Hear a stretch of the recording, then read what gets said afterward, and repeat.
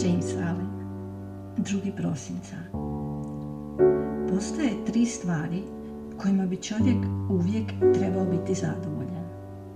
Svime što se događa, svojim prijateljima i imetkom i čistim mislima. Ako je zadovoljan svime što se događa, ubit će žalosti. Zadovoljan prijateljima i imetkom, izbjegava brige i jad. A zadovoljan čistim mislima, nikad se ne vraća u patnju puzanja u nečistoći. Postoje i 3 stvari kojima čovjek nikad ne bi trebao biti zadovoljan. Svojim mišljenjem, svojim karakterom i svojim duhovnim stanjem. Ako nije zadovoljan svojim mišljenjem, neprestano razvija inteligenciju. Ako nije zadovoljan svojim karakterom, neprestano razvija snagu i vrlinu.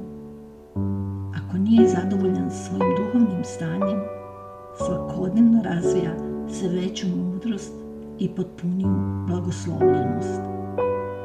Rezultati precizno odgovaraju uloženom trudu.